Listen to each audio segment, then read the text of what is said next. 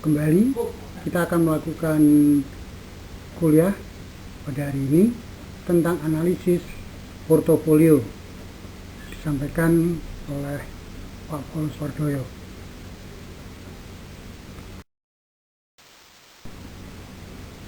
Pemilihan portofolio yang efisien. Investor dapat menentukan kombinasi dari efek-efek untuk membentuk portofolio, baik yang efisien ataupun yang tidak efisien. Yang terpenting bagi investor adalah bagaimana menentukan portofolio yang dapat memberikan kombinasi antara risiko dan return yang optimum.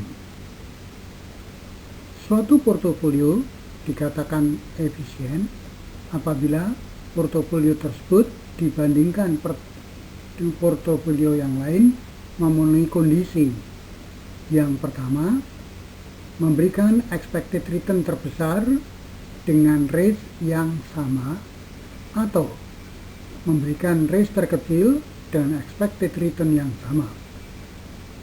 Untuk itu, perhatikan gambar sebagai berikut.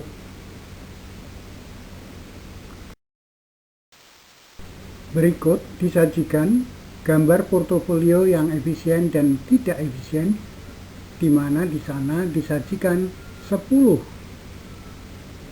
jenis portofolio.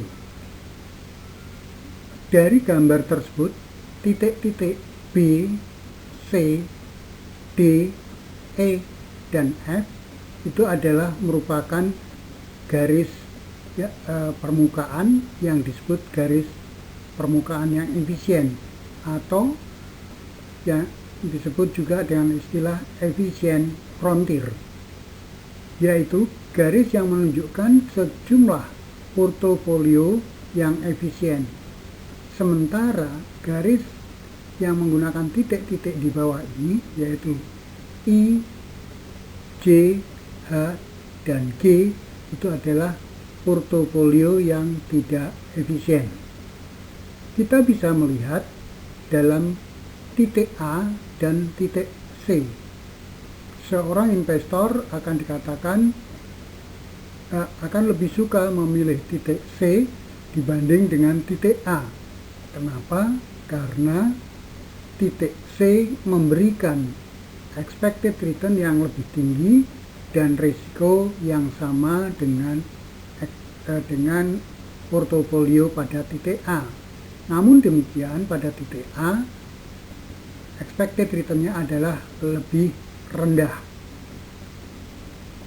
Sebaliknya, pada posisi yang I dan E, kita bisa melihat bahwa posisi E itu adalah portofolio yang lebih tinggi dibanding pada portofolio I. Hal ini dikarenakan pada tingkat risiko yang sama, kedua portofolio tadi memberikan hasil yang berbeda, yaitu di mana pada titik E expected return-nya adalah lebih tinggi daripada titik I. Kemudian kalau kita lihat pada titik H dibandingkan dengan titik B, maka keduanya memberikan expected return yang sama. Namun dilihat dari sisi risiko, titik B, portofolio B mempunyai risiko yang lebih kecil dibanding dengan titik H. Jika short selling diperkenankan, investor dikatakan melakukan short selling apabila ia melakukan penjualan saham sementara ia tidak memiliki saham tersebut. Short selling akan dilakukan dengan cara meminjam saham kepada broker. Short selling dilakukan dengan harapan harga saham tersebut akan turun, sehingga investor akan mendapat keuntungan. Hasil short selling selanjutnya akan digunakan untuk membeli saham yang lain. jumlah dana yang diinvestasikan bisa lebih besar dari 100% atau juga bisa negatif atau lebih kecil daripada 0. Dalam melakukan short selling, mekanismenya biasanya adalah sebagai berikut. Menjual pada pagi hari, kemudian membeli pada sore hari sebelumnya, sebelum jam perdagangan usai dengan jumlah unit saham yang sama, sehingga pada hari itu tidak ada kewajiban untuk menyerahkan saham. Investor akan melakukan short selling jika dia mengestimasi bahwa sore hari harga saham akan turun, sehingga apabila pagi hari keesokannya investor menjual saham akan menguntungkan karena harga pagi hari adalah lebih tinggi daripada harga pada sore hari kemarin. Jika investor tersebut estimasinya meleset karena harga pada sore hari lebih tinggi pada harga pagi hari esoknya, maka investor terpaksa harus membeli saham dan menanggung kerugian.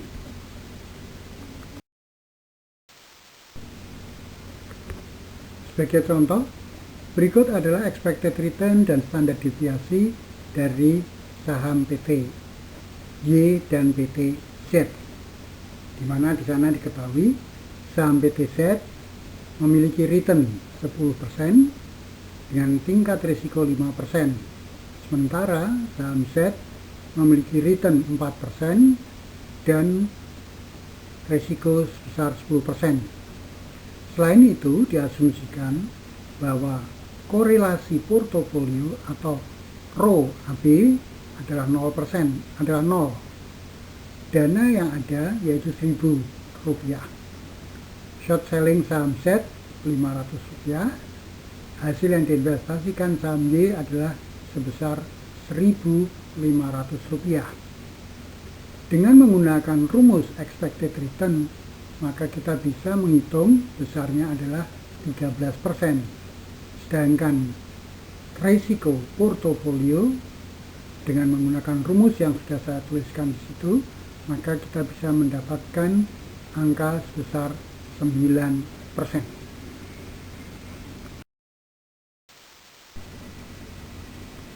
Dengan menggunakan cara yang sama, kita dapat melakukan perhitungan seperti apa yang telah disampaikan terdahulu. Maka bila diketahui saham Y pada tabel di bawah ini, maka akan diketahui besarnya expected return maupun besarnya risiko. Silakan cermati angka tabel yang ada di tabel, serta selanjutnya perhatikan gambar berikut ini.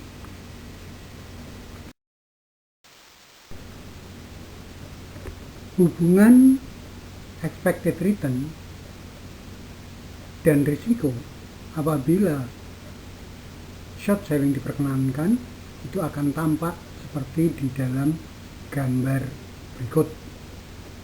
Silahkan saudara cermati gambar yang ada. Pada bagian ini, apabila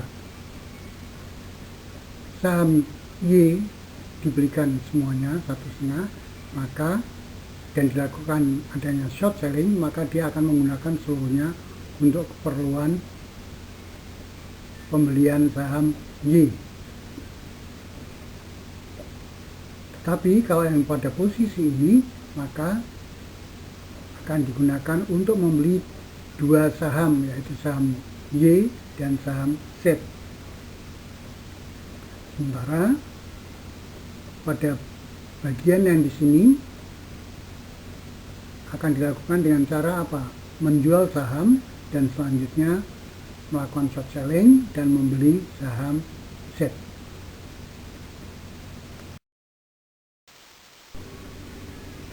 Selanjutnya, bagaimana apabila short selling tidak diperkenankan? Jika short selling tidak diperkenankan, maka investor akan menginvestasikan semua dananya sehingga jumlah dana yang diinvestasikan maksimum adalah sebesar 100% dan minimal adalah 0%. Selanjutnya, perhatikanlah contoh sebagai berikut. Diketahui ada dua saham, yaitu saham PT A dan saham PT B.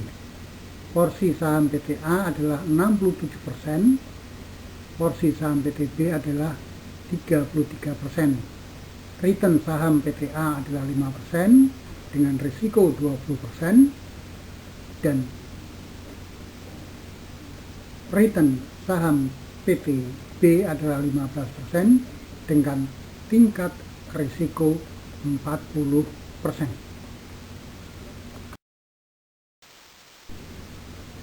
Selanjutnya, dengan cara yang sama kita akan menghitung expected return dan risiko portofolionya. Dari hasil perhitungan, di sana nampak bahwa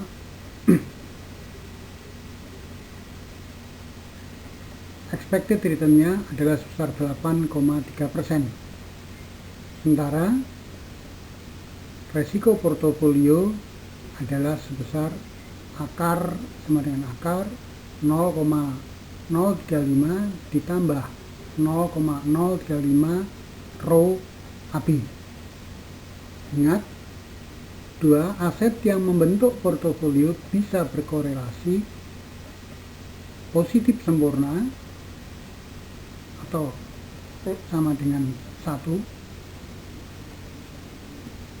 atau negatif sempurna yaitu -1, atau tidak ada korelasi atau sama dengan 0.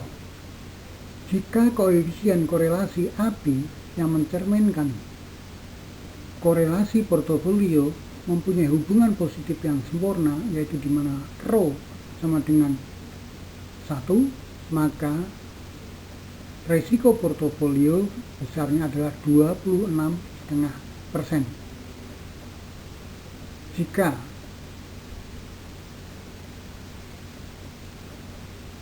rho portofolio adalah sebesar 0, maka risiko portofolio adalah 18,7%. Dan jika rho adalah -1, maka risiko portofolio adalah 0%. Lalu bagaimana hubungan expected return dengan risiko portofolio pada P sama dengan 1, atau rho sama dengan 1, rho sama dengan 0, dan rho sama dengan -1. Silahkan perhatikan gambar pada slide yang berikutnya. Berikut adalah hubungan expected return dengan risiko portofolio pada rho sama dengan 1, rho sama dengan 0, dan rho sama dengan -1. Silakan perhatikan dan cermati gambar tersebut. Pada saat rho sama dengan 1, maka garisnya adalah lurus, yaitu adalah A, C, dan B. Tapi pada saat rho sama dengan 0, maka gambar sedikit agak berbelok, yang membentuk sudut yang lebih lebar. Kemudian pada saat rho sama dengan -1, maka sudutnya lebih tajam. Oleh karena itu bisa disampaikan di sini, yaitu semakin besar koefisien korelasi positif, maka akan semakin dekat dengan garis ABI. Semakin kecil koefisien korelasi positif, maka akan semakin dekat dengan garis AEB. Kedua, semakin besar koefisien korelasi positifnya antara return kedua saham, maka akan semakin besar pula standar deviasi expected return dari portofolio tersebut. Yang ketiga, semakin besar koefisien korelasi negatifnya antara return kedua saham, maka akan semakin kecil pula standar deviasi expected return dari portofolio tersebut.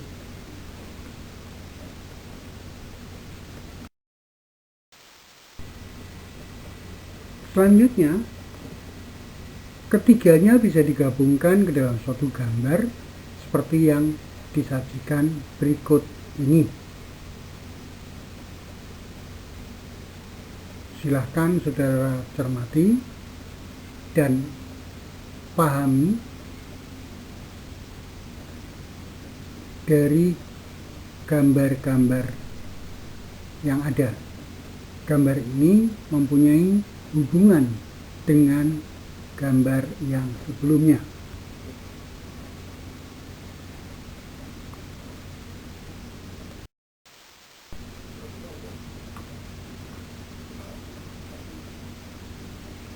Pemilihan portofolio yang optimal. Sebelumnya telah dibahas bagaimana memilih portofolio yang efisien, yaitu portofolio yang terletak pada garis frontir. Semua portofolio yang terletak pada garis frontir itu akan dikatakan efisien. Dalam konteks manajemen risiko, dalam konteks manajemen investasi, indifference curve merupakan suatu kurva yang menunjukkan berbagai kombinasi efek yang memberikan return yang tidak berbeda bagi investornya. Semakin slope indifference curve menunjukkan tingkat substitusi marginal dari return dan risk. Apabila return dan risk merupakan substitusi yang sempurna, maka indifference curve berupa garis lurus. Dalam kenyataan, keduanya bukan merupakan substitusi sempurna, karena pada suatu tingkat risiko tertentu, dalam setiap kenaikan risiko, mungkin individu akan meminta tambahan return yang semakin besar. Sehingga dengan demikian, indifference curve tidak lagi merupakan garis lurus.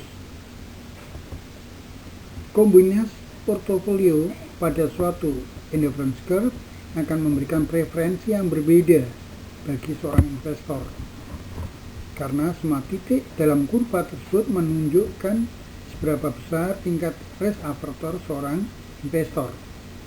Misalnya kombinasi IC1 yaitu titik A dan titik B, masing-masing menunjukkan kombinasi expected return dan risk tertentu.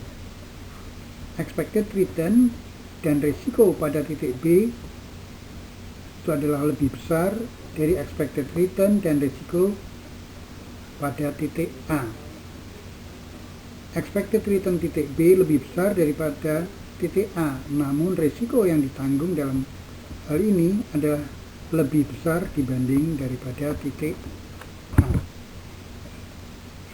Sementara jika kita amati antara titik A, titik C, dan titik D, ketiganya memberikan risiko yang sama. Namun, titik D memberikan expected return yang lebih tinggi daripada titik C, dan titik C memberikan expected return yang lebih tinggi dari titik A. Sehingga investor rasional akan memilih titik D.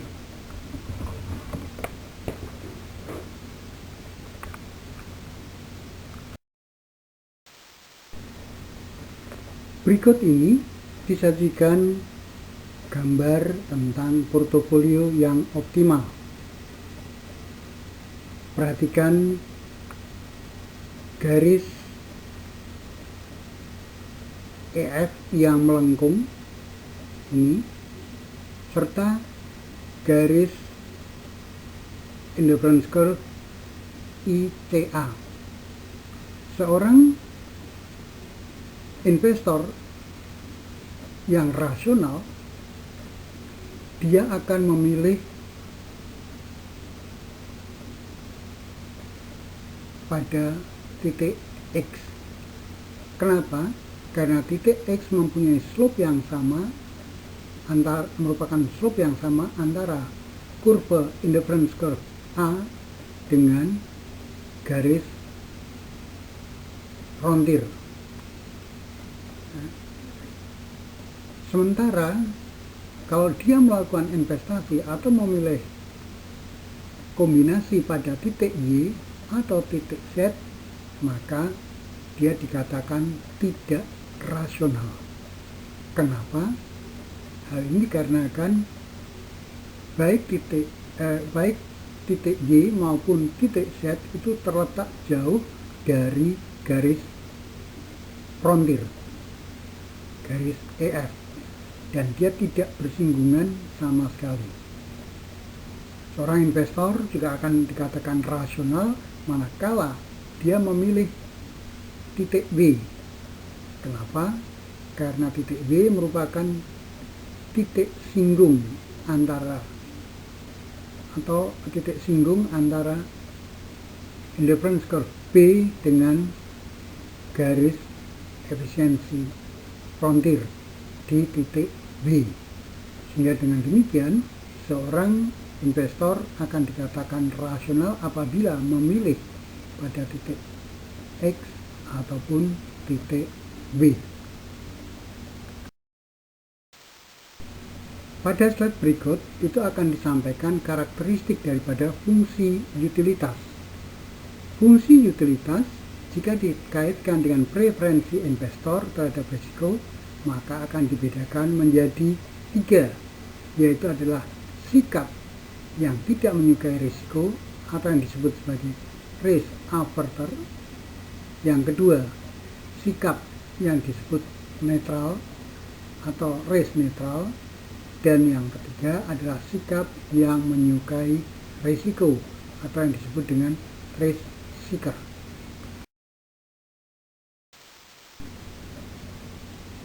Dalam kaitan risiko dan utilitas, maka silakan saudara mencermati gambar sebagai berikut ini. Gambar garis merah itu adalah menggambarkan mengenai risk averter, orang yang menghindari risiko.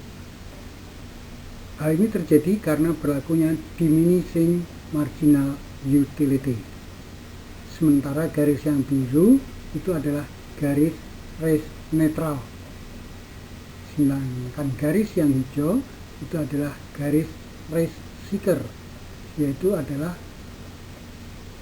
berlakunya increasing marginal utility.